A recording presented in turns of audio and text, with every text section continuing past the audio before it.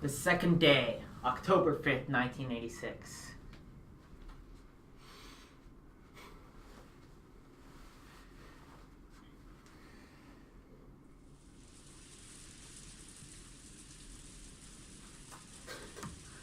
Off to a great start. I think Rosa. Do you want to like skip ahead one? Is it Rosa? Oh no, it's fucking Kinzo. Oh, it's Kinzo. I was thinking this is like some weird shit. This sounds like some Kinzo shit. Oh god, Scott, do you need some water? No, I'm ready. I've been drinking water. Okay, he's hydrated and ready to fucking action. What is that sound that always fills my ears? Is it the sound of the rain? The sound of a waterfall? Or could it be radio static? If not, I want it to be the sound of blood flowing through my body. I want it to be the sound of blood circulating throughout me, telling me I am still alive. Is it morning? I have got to get my dick sucked. Okay. The light entering through a crack in the curtain was gold. faint. All that gold and you still can't hire a call girl. But it at least told him that dawn had broken. Kinzo, still in the position he'd been in when he woke up, still sitting in a chair and looking up at the ceiling, felt the blood slowly travel throughout his body. Judging by the clock, it was early morning, 6 o'clock on the dot. No matter how tired he was, no matter how deeply he slept, he always woke up at exactly this time as though he had measured it with an hourglass. He didn't think of this as something to boast about, but he told himself that as long as he could still manage this, his health couldn't be that bad. Morning has come, which means, it would appear I've avoided becoming one of the first sacrifices. Was I merely lucky when the roulette was spun? Or is this the fruit of my efforts? How irritating that I cannot tell the difference. But I mustn't be bothered by such trivialities. Kinzo was struck by a faint desire to see beyond the study door. After all, he might find the traces of someone's vain struggle to break through the door. A sign that someone had tried to select him as one of the first 6 sacrifices. Humans are cheap creatures. Even though everything is ultimately decided by God, when humans are given good fortune, they arrogantly feel it was due to their own ability. That was why he wanted to check whether there was a wretched mark on the door. The very desire was human, and that was why Kinzo did not check. He often rejected desires that came to him because he was human. By doing that, he could be immersed in a feeling of sufficiency, as though he himself had become a being that surpassed humans. He recognized human desires for what they were, and guarded against them. Things that a human would want to do, he resisted. This eccentricity and rebellious nature had surely given him a rare genius, making it possible for him to succeed in his exploits, as he revived the Ushiromiya family in a single generation. Well then, Beatrice, what were the 6 pieces you took? And what will your next move be? Entertain me. My defense is perfect. I will not shame myself like last time.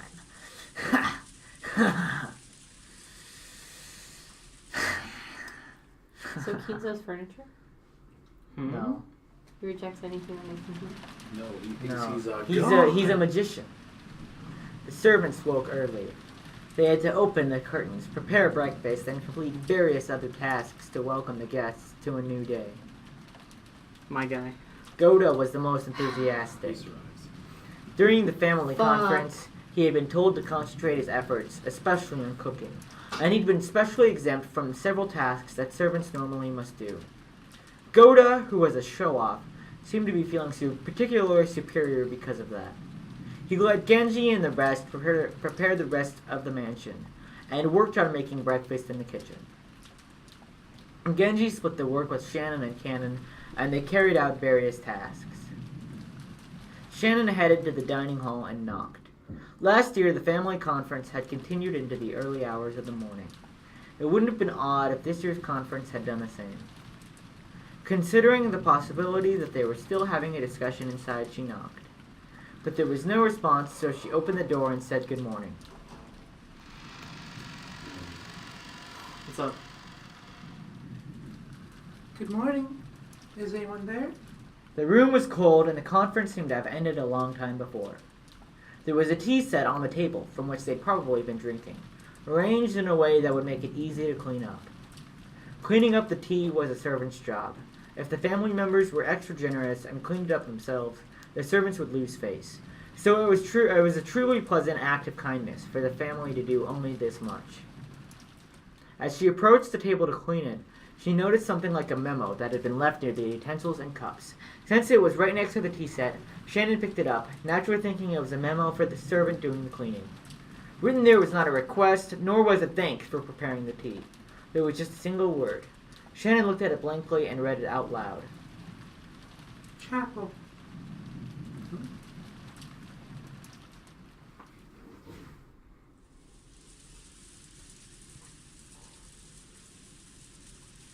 Love this rain.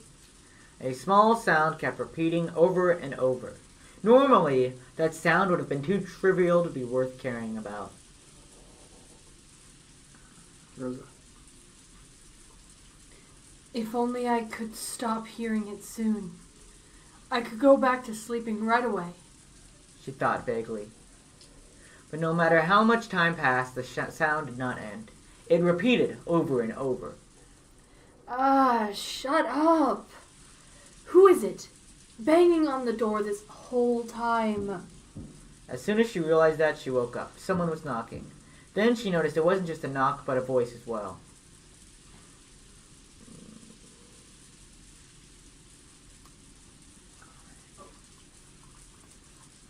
Rosa-sama. Rosa-sama. Good morning. Wait, I'm coming. I'm coming now. It had been Genji's voice. Looking at the clock, it wasn't even 7 yet. It was clearly too early to wake the guests. Did something happen that was bad enough to cause this? She felt her sleepiness increasingly fade, thanks to this premonition of misfortune. Though Genji was a servant, Rosa had known him since her childhood days, so even though she was Excuse me. Maybe I shouldn't be the one clicking out a real trigger finger. Rosa had known him since her childhood days, so even though she was slightly defenseless in her pajamas, she opened the door a crack and answered. Good morning. I apologize for waking you this early. Did something happen? Yes. Actually, at the chapel. Genji whispered something into Rosa's ear. For a second, it seemed Rosa couldn't understand what she'd been told. After having it repeated several times, she realized that apparently something strange had happened. Rosa closed her door for a second, changing her clothes quickly, and followed Genji towards the mansion.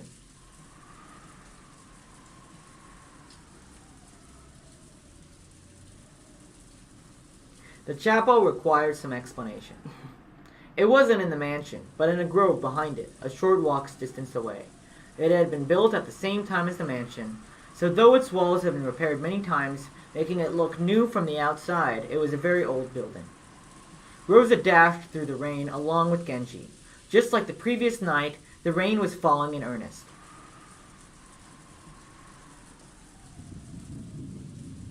Eventually, the chapel came into sight from beyond a thin grove. Just looking at it from the outside, it seemed a place of dazzling beauty, where a pair of young lovers might want to get married. However, Kinzo apparently viewed it as a very sacred place, so Rosa and her siblings have been given strict instructions not to approach it unnecessarily. Even though they were all grown up now, approaching the chapel for any reason would still make them feel guilty. What do you think, Nathan? Shannon's alive. Which means... Yeah. She wasn't chosen yet. What about Banana Man, though? Wait, what? Has Sure. Banana Man been chosen? We'll find out. Even though they were blah blah blah, and also afraid as their father might get angry and hit them in the face. Rah! Don't go near Rosa the should know chapel! about that. Maybe that's where she gets it from. Yeah, probably. The servant silhouettes could be seen in front of the chapel's entrance. Goda, Shannon, and Cannon, which meant that all of the servants on the morning shift had gathered. A short while ago, Genji had spoken to Rosa, telling her what the situation was. However, without laying eyes on it directly, she definitely hadn't been able to understand. It was probably the same for all the servants gathered here as well.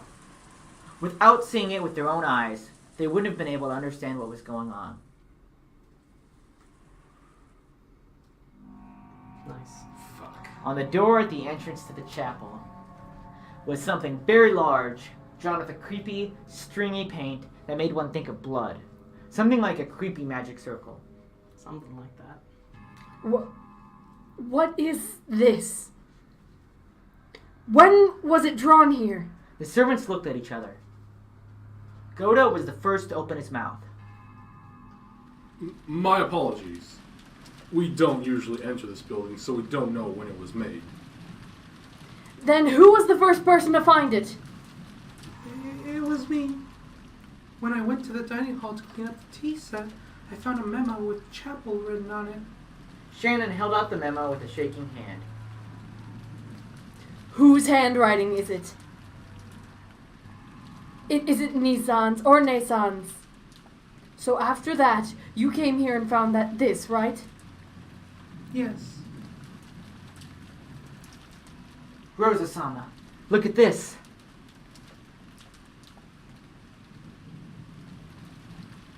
What? Happy Halloween for... What? Cannon pointed at a single line of English written below with a creepy magic circle. Until it had been pointed out to her, she thought it was just another part of the magic circle. There the following words were written in English. Happy Halloween for Maria. Happy Halloween for Maria. This creepy magic circle was for Maria. Happy Halloween for Maria. Yesterday, only one person had said Happy Halloween to Maria. The key phrase matched. It was the Golden Witch, Beatrice. What about Maria? She should be sleeping with her cousins, right? Did you check? My apologies. We just now realized that Maria-sama's name was written there. We still have not checked. Quickly. What are you doing? I'll go check on Maria and come back. Tell Kraus Nissan and the rest too. After all that, follow their instructions. After saying that much, Rosa finally noticed that something was odd.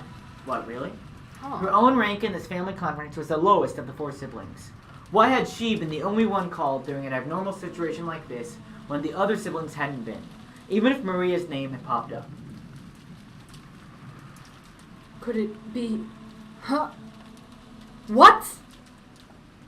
Yes. We tried to contact Kraus-sama, but we couldn't find him. And Madam was not in her room. Judging by the condition of the sheets, she might not have returned to her bed all last night. Rosa felt something creepy crawling slowly up her back. Did you check inside the chapel? No, not yet. We tried, but... Actually, the lock to the chapel is special, so the master key will not work. There is a single key that can open it, but that key is missing from the key box. She didn't want to get closer to the door with the creepy magic circle if she could. Rosa readied herself and approached, then tried pushing and pulling the knob. All she felt was the resistance of the sturdy lock. We searched to see if there was a window we could enter through, but I think we'd have to break one of the windows if we wanted to check inside. What do you think? There's no way I can give you approval to do something like that. This is Father's precious chapel. At that time, the events of the previous day swirled around in the back of Rosa's mind.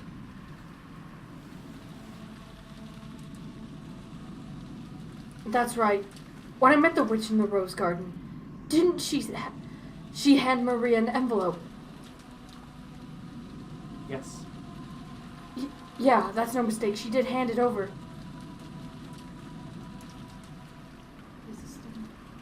When Maria tried to open it, the witch told her not to do it yet. And then she surely said, the time to open it will come soon. Rosa was sure. There could be no mistake. The envelope Maria had received was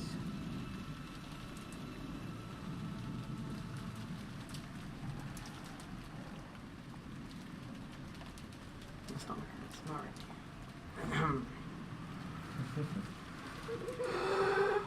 You ever just? stomach hurt? You ever just? Sometimes. After dashing back to the guest house, Rosa approached the cousin room while hiding her footsteps, softly opened the door and peered inside. From the inside, she could hear the healthy snores typical of young people. There were 4 children.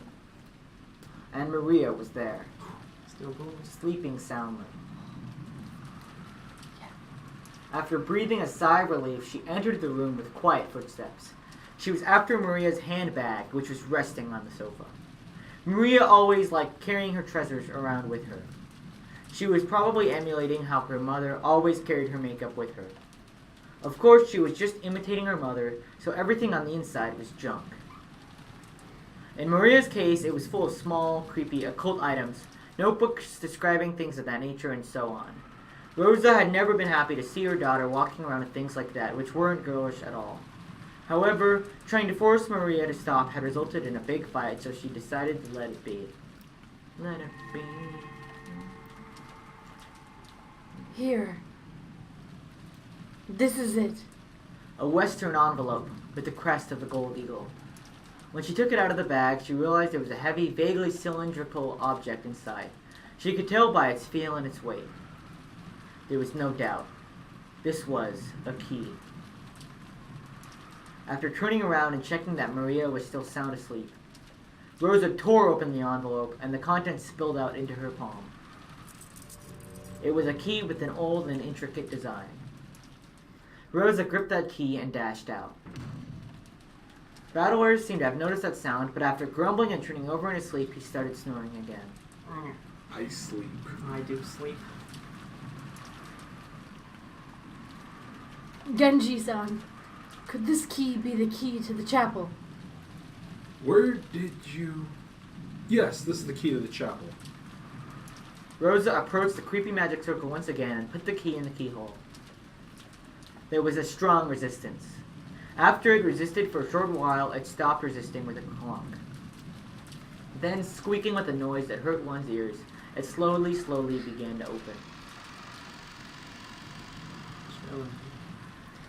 Is anyone there?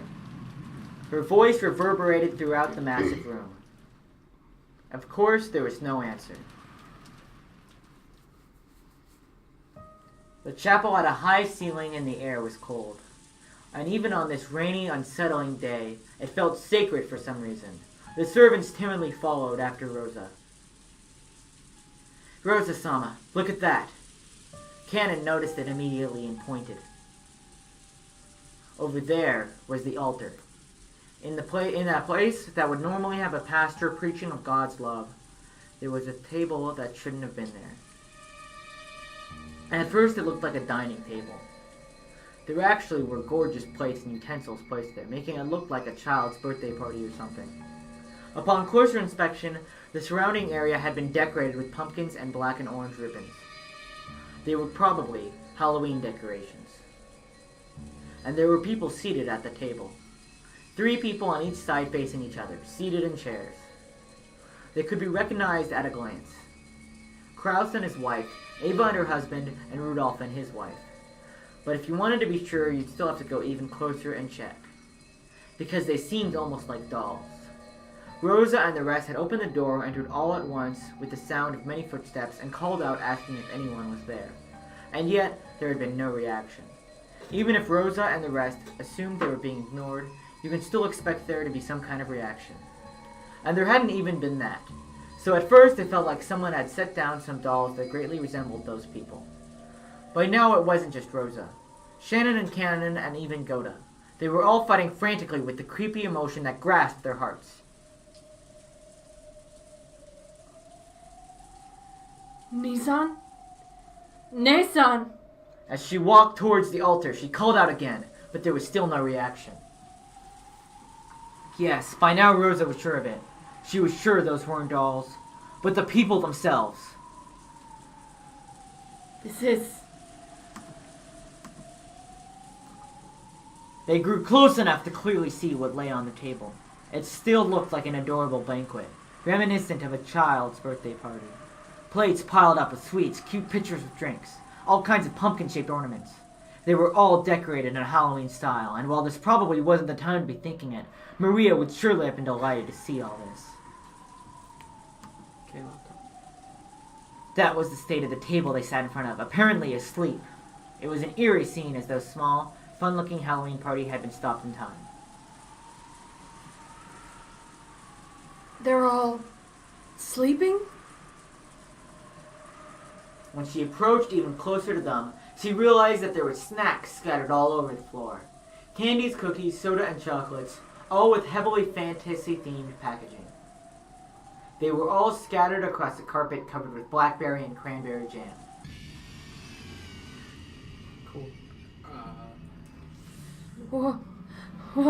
What? Rosa and the rest finally realized what the situation was.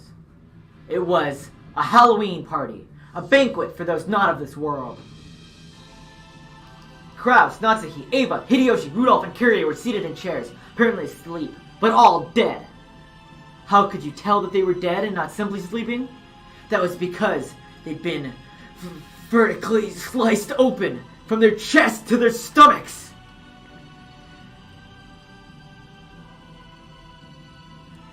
Crow-sama! How cruel! The 6 of them had sat down at a Halloween party before having their stomachs split open, killing them. Then the jam covering the floor must be what overflowed from their stomachs once they'd stuffed themselves completely, right?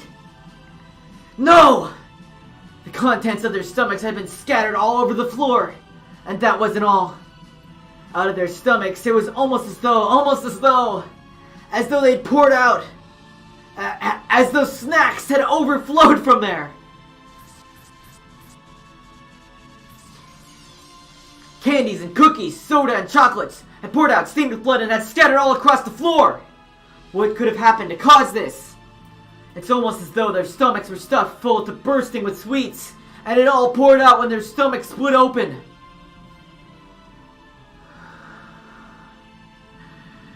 Rosa remembered a certain shocking meal, a turkey that had been served at her own birthday.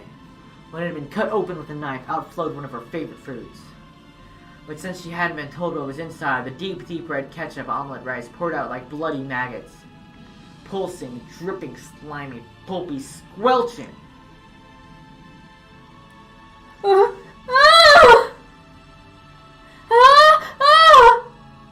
trauma of her youth was revived. Rosa felt a monster raging inside her stomach as the acid started to rise. Unable to hold back, she threw it up all on the floor. Her empty stomach had nothing but stomach acid. The scene in front of her was no fun Halloween party now. The 3 couples were enshrined right there, their stomachs vertically wrenched open with a so many snacks had been stuffed in there, pulpy, squishy. Blood and guts and sweets were overflowing onto the floor. Blood-stained, sticky, sloppy, pulpy, sweet snacks that made your fingers stick together, gummy. But stained with entrails, sloppy, pulpy. Masterful. What was that I stepped on just now? That didn't feel like a candy or a cookie or soda or chocolate?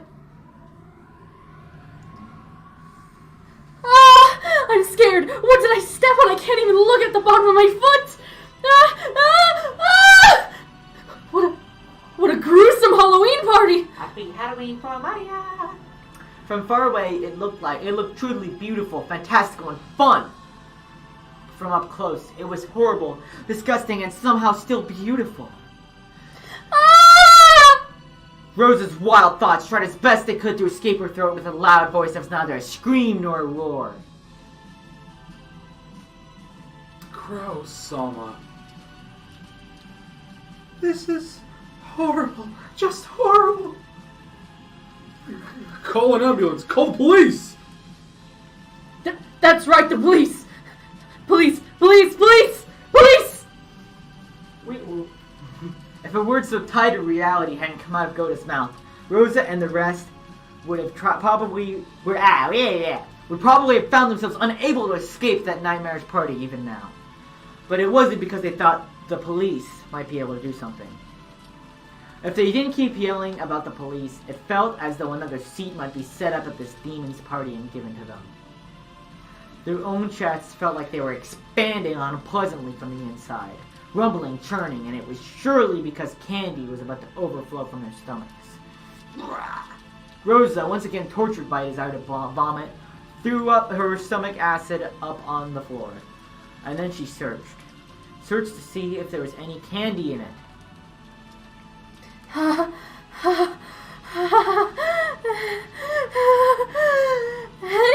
Anyway. Rosa coughed violently again, forcefully spitting out the stomach acid that had been burning in her throat. She realized that by now her whole body had been covered in the filthy sweat. Genji, Shan, please contact father and ask for instructions. Go to San. Go with Ken-kun and call the police. Then have Dr. Najo come here. Why even bring Dr. Najo here? It's a bit too late for medical care. The servants accepted their orders and dashed outside. After watching them leave, Rosa once again stared at her siblings with whom she spent good times and bad, and their partners. Though there could be nothing more tragic than this scene, for some reason, she was tempted to describe these fantastical deaths as beautiful.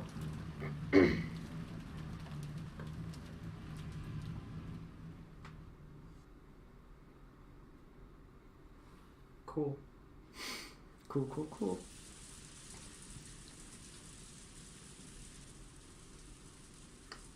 They aren't here. Where'd they go? The servants' room and the kitchen are both empty. What in the world happened? Ooh! Mama! Where's Mama? My letter! The letter I got from Beto! Give it back! Give it back! Wow! Perplexing. Battler-kun, are you sure that it was Aunt Rosa? Well, even I was half asleep, so I'm not too sure. But I get the feeling that in the early morning, Aunt Rosa came in and fished around in Maria's handbag. I figured there was probably a tube of toothpaste or something in there. Why would there be a tube of toothpaste in Maria's handbag? Looks like you were a little more than half asleep. Witch stuff, obviously. Battler vaguely remembered Rosa entering the cousin room. Also, when Maria woke up, before the rest of them, she'd started rampaging around, saying that someone had opened... What the fuck kind of chimp out pose did That you was do? Maria chimping out, sorry. had opened the envelope she'd been keeping safe. That is what Maria be like. Putting two and... Oh fuck, how did I do the thing? Left. Key. Putting two and two together, they figured that Rosa had probably come and opened the envelope. Alright. And A letter from the Golden Witch. I wonder what was inside. I don't know. But that envelope was for grandfather's personal use, and it had the Ushiromiya family crest on it. Whatever was inside, it must have had some connection to the family conference.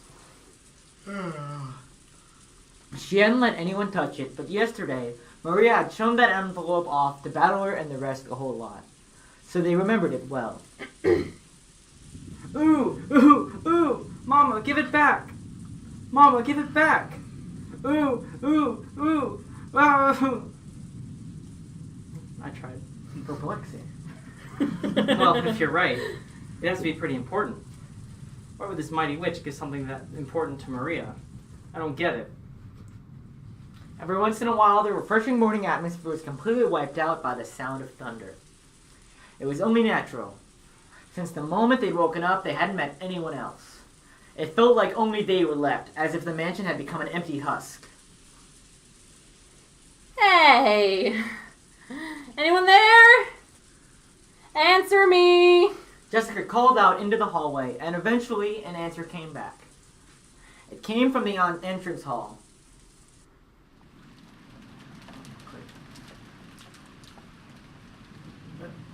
I would assume either Kumasawa or Nanjo, because everyone knows that weren't there. Somebody click in? Yeah. Alright. Alright. I can hear you. Has something happened? What the fuck was that? There's Najo. Was that Nanjo? That didn't sound like Nanjo to me. Well- I'm redoing that. well- Not Nanjo, then who was it? May I say, don't know. it's Alright. Dr. Nanjo. I think I was doing a George because I was looking at George. Go back, Go go for back. it. No, it's fine. I keep accidentally clicking the It thing. did kind of sound like you're an imitation of Hannah's George. Yeah. Thank goodness. It looks like everyone but us hasn't disappeared from this island after all. Dr. Nanjo, good I morning! forgot Nanjo looked like that. He looks like a fucking walrus. Oh, him. Sorry, but, do you know where our parents went? Dear me. I only just woke up and came here, you see. I have no way of knowing for sure, but let's see. It was only natural. Nanjo was a guest just like the rest of them. He'd come just now to pass the time in the parlor until breakfast. Ooh, ooh, ooh! Dr. Nanjo, Mama took it! Mama took my letter! Give it back! Give it back! Ooh, ooh, ooh! Maria buried her face in Nanjo's plump stomach, sobbing and crying. Nanjo could do nothing but be bewildered by this ruckus so early in the morning. Ah. Someone's running this way. Jessica. Someone's coming. From down the hall, they could sense people running hurriedly. They saw Goda and Cannon coming towards them. Normally, it would be disgraceful for a servant to run inside a mansion. And yet, Battler and the rest didn't even think to question that now. Maria's sobbing had become so unmanageable they'd wanted to ask anyone, where Rosa was. But the two servants seemed to have bigger things on their minds than Jessica, who was waving at them. Hi. Goda flew into the servant room, and when Cannon noticed that Nanjo was there, he bowed and approached the doctor at a quick pace before whispering something into his ear. What did you say? Wait, fuck, why am I losing my Nanjo right now? What did you say? Rosa-san did. Yes. I will guide you, so please accompany me. Understood. This way. Without saying anything more than that, Cannon finally noticed Jessica and bowed to her. But he wasn't calm. He dashed back down the corridor by which he had come, followed by Nanjo. By looking at how hurried they were, Battler and the rest realized that, yes, something bad really had happened. They saw Goda through the door to the servant room, which had been flung open. He was holding the receiver and violently pressing the hook. From that, they realized that he was trying to call a hospital or the police. In any event, he was trying to call someone because a serious emergency had occurred. Let's have a look. Yeah. Mama, give it back! Give back my letter! It's an invitation to the Golden Land! They didn't know what, but something was happening. Battler and the rest chased after Cannon and Nanjo. And then we realized. Kennekin had called Dr. Nanjo, but he hadn't called us. Fuck that. Yeah, why didn't he invite us? Halloween party. So we shouldn't have gone with them. I wonder if Alice regretted her excess curiosity when she chased after that rabbit holding her clock. You know, Nanjo kind of looks like the walrus from Alice in Wonderland that eats all those fucking clams. He does. Everybody knows shit's fuck. Oh boy. Everybody knows shit's Shit. This shit's harder than you think. Everybody knows shit's It do me. fucked. Rosa, how would you think? Yeah? Yep. Yeah. Mm? Hmm? Yeah, I think like Rose is like the only one standing there still. No, you mustn't go in. You mustn't look, Jessica-chan, no! George Ballard. It's Jessica. Yep. Whoa! Mother, father, what happened? Ah! What the hell is this? This goes way beyond bad taste. Isn't taking someone's life bad enough? What the hell is this? Going to all the trouble after they died of sitting them on chairs, slicing their stomachs and pulling their entrails out? You went to all that trouble of stuffing their stomachs full of sweets? Why? Why the hell would you do something so fucked up? Damn it! Damn it! Nice job, you bastard. Just great. Just great. Gah! It would be best if everyone went outside. They certainly wouldn't want you to see them all like this. Nanjo told the children to go outside, but no one listened. Rosa-san, please tell them. If they keep looking at something like this, it will do nothing but harm. Rosa regretted her own carelessness. She should have realized that the children would eventually come here. She should have quickly locked up instead of standing around stunned. So the children had come here. They had seen it. Surely at this very moment they were having a sight burned into their eyes that was far more grotesque than the soft, shocking meal Rosa had witnessed in her youth. While she hugged Maria, who seemed to be too shocked to show any emotion at this gruesome scene, yeah, that's what's happening. Rosa cried for them and their parents. The four groaning and crying voices, their sadness continued to echo in a place that should have known God's love. You piece of you piece of crap. Again, another one of these murders. And this time you made it all elaborate, killing him like it's a total joke. I was rather hoping you'd thank me, not cry out of grief. Thank you? Did you say I should thank you, you old bitch? Damn it, if there's something wrong with your ears, I'll cut them both off so you can hear better. Why should I have to see that insane way of killing and say, "Oh, thank you very much, Beatrice-sama. I'll beat your brains out"? In the last game, you laminated the fact that you couldn't see your parents. I said laminated. Yeah. Lamented. Ah, fuck me. Let me start that one over. In the last game, you lamented the fact you couldn't see your parents' face after they died, yes? So this time I left them, didn't touch them. Take a good look, for without a doubt, your father and the rest have been killed! Really? What a nice treat. I'm so fucking happy. I swore I'd plow your face after I choked the life out of you, but I'll take that back now. I'll rip out your guts instead. Don't give in to the emotion, don't stop thinking. My game has already begun, right? I decided to leave your neat and tidy corpses this time. Do you know why? When you denied my existence in the last game, you used this line of thinking. Their faces were crushed, so the identity of the corpses can't be confirmed. Therefore, we cannot eliminate the possibility that the fake corpses were prepared to create an alibi. Unless this possibility denied, a human culprit theory can still be built. What'd you say?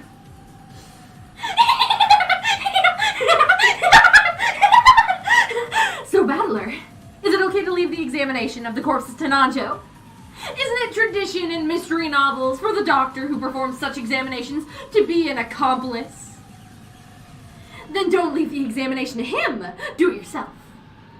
Make completely sure that without a doubt, the 6 corpses are the 6 people you're supposed to be. And they really, really, really are dead, not just pretending.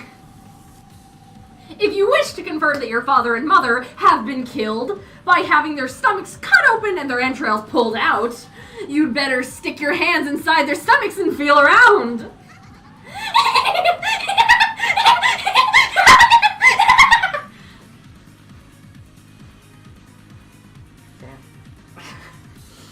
I won't cry. He says, crying. Classic Battler.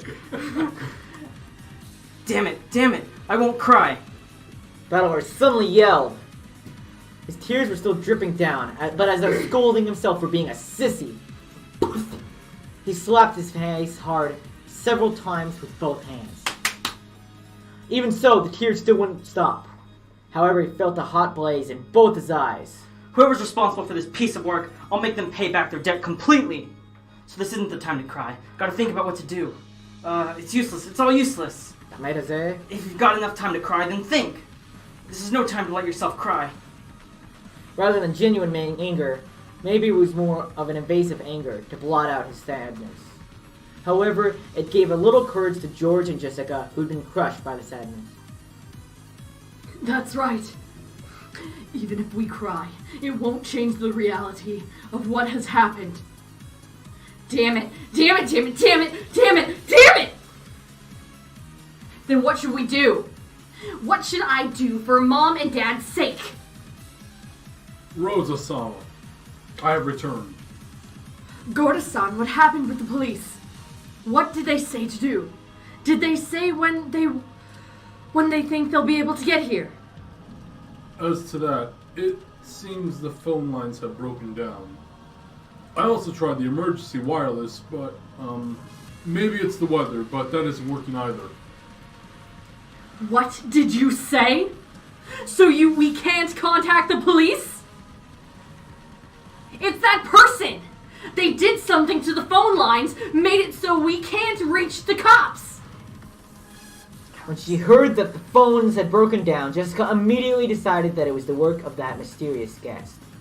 Her eyes were bright red after so much crying, and they began to grow even redder with rage. Gah! There's no need to talk about it, right? I understand everything. That's right, I get it. Who killed Dad and Mom? It's obviously her. It's gotta be the witch or whatever. Who came yesterday?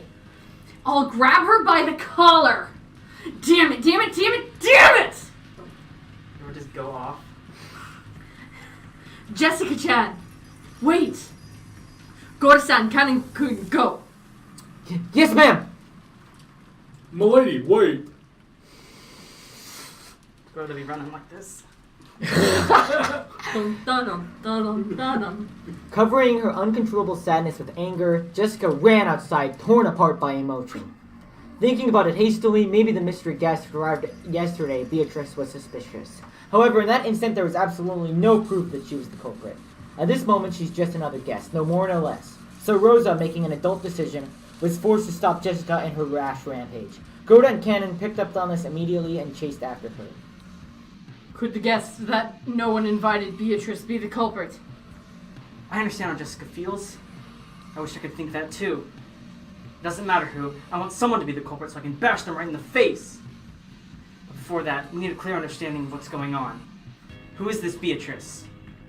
I haven't even seen her face! If you're looking for her face, it decorates the big portrait in the mansion. You still don't remember after looking at it for so long. Come on, Maria. What's so funny in a situation like this? Beatrice is a witch, and the ceremony to open the door to the Golden Land has finally begun. Those 6 people are sacrifices. Come, let us begin the witches' banquet. Tonight is Halloween, so now the witches will gather to celebrate.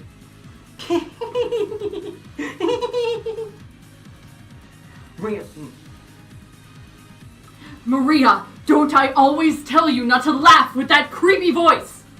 The crisp sound of Rosa slapping Maria's cheek echoed through the high-ceiling chapel. I'm so bad. Good enough. Ah. Ever since it started raining yesterday. No, ever since the island was swallowed by the typhoon. Ever since it started raining yesterday, no, ever since the island was swallowed by the typhoon, I felt as though something was wrong. It was bright and sunny when I arrived on Rokenjiba, but since I've gotten up early and was sleepy, I took a nap. Yes, I did. Oh, that's cute. Fuck. When I woke up, it had already started raining. And ever since that time, suddenly, a mysterious visitor calling herself the Golden Witch Beatrice arrived. And I felt like it was... What? What's not midnight? So you can We're good, keep going. Oh, I'll just redo that line, I suppose. Rip music. When I woke up, it had already started raining, and ever since that time, suddenly, a mysterious visitor calling herself the Golden Witch Beatrice arrived, and it felt like I was sinking bit by bit into a bizarre world. What the heck happened while I was napping? Am I supposed to believe this island was sealed off inside a different world, where common sense doesn't apply? Who is this person called Beatrice? Is some unknown person trying to involve themselves with the inheritance problem, just like our parents were freaking out about at dinner last night? Or is the culprit this witch from the Legend of the Gold, just like Maria said? Even if we set Jessica's temper aside, given the circumstances, it's probably safe to say that this visitor is the most suspicious person. But we mustn't make up our minds based on that alone. Oh, it's useless, it's all useless. I smacked my face with both hands again, cooling off my brains before they overloaded. Even though it might have been a wasted effort. You only got one brain, though. one cell. This is one of Grandfather's envelopes. Oh, I figured that. This is one of Grandfather's envelopes. On a tray piled up, On a tray piled up with sweets that decorated the table, George Aniki found a Western envelope that had the Ushiromiya family crest done on it in a gold leaf. And it was unopened. which means it's probably meant for us, right? If it was something Dad and the others read, it should be open. It seems your reasoning is correct. It's written right here. Someone wrote to those who remain. Is that a letter the culprit left? What's inside? Aniki, let's open it.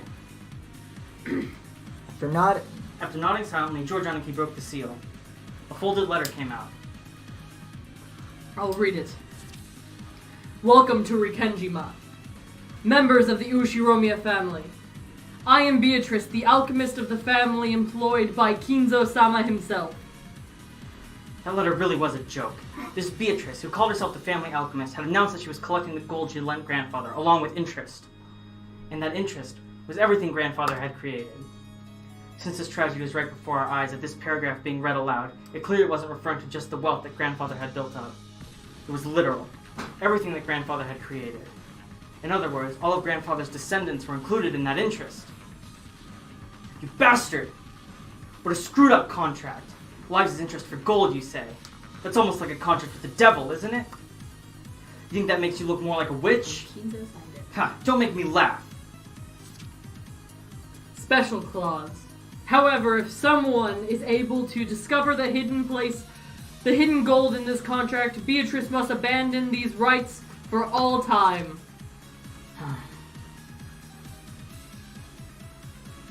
Who the fuck's George. the other calls him Kinzo-sama? George is reading the letter now. Yeah. Kinzo-sama has already publicly displayed the location of the hidden gold within the epitaph under my portrait. In other words, it's something like this. If these murders represent her collecting interest, then she's telling us to try and find the gold she gave grandfather if we want her to stop. And she's also saying that the secret pointing to the gold is hidden in the portrait epitaph. So basically, this is a letter of challenge from the witch. She's telling us to try to solve the code that points to the hidden gold, if we can. And if we can't, she'll keep collecting the interest as planned. I'll beat you to death. Bring it on! But Battler-kun, look! The table was covered with sweets. No, it's battles. The table was covered with sweets, so even though those things were right out in the open, we just assumed they were sweets too. I mean, come on, you see them a lot, right? You know, those boxes of chocolate shaped like gold ingots. This is no box of candy. It's the real thing. This is a real gold bar. It's inscribed with the crest of the one-wing eagle. It's inscribed with the crest I of... think this is Jessica, actually. Oh. Oh, didn't Oh, it yeah, just mother. Just got fucked up. Oh yeah, so Yeah, it's right. George then. Yeah. It's inscribed with the crest of the one-wing eagle. I heard Mother talking about this earlier. This is the gold bar from Grandfather's Legend of the Gold. Oh, hey, they found the gold. GG easy. Fuck you. Oh look! We're done. Damn, why'd Beatrice just leave it there? Murder If she wanted them to over. find it, sure it was easy. It was hidden in plain sight, that's why. She was leading them on a wild goose chase. Looks like a chocolate box. They'll never suspect. Gold ingots weighing a full 10 kilograms. A whole 3 of them were piled up in the very center of the table. It was where a cake would be placed if it was a birthday party. In other words, this was without a doubt the birthday cake of the party known as the family conference. If these are really 4 nines quality ingots. Ugh. It's worth 6 million yen! 60 million. 60 million yen, even more! Dumbass! That's too cheap! Our parents have been all killed, and all this is all... Our parents have been killed, and all you've got is this pile of just 60 million in yen? In gold? Ah, don't take us for fools, damn it! Yeah, you need at least 70 million. Then maybe. I mean, My parents are only worth about 1 yen. at least my father. So it has begun, Beatrice. It's not like anyone can solve this riddle anyway. So Beato will definitely win. Quickly, open the door to the Golden Land, and take me with you.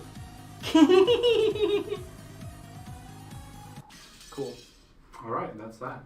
What time is it? Summertime. It's probably not Time gonna to change because we're die. just gonna I think go to Jessica after this, Oh. Oh yeah.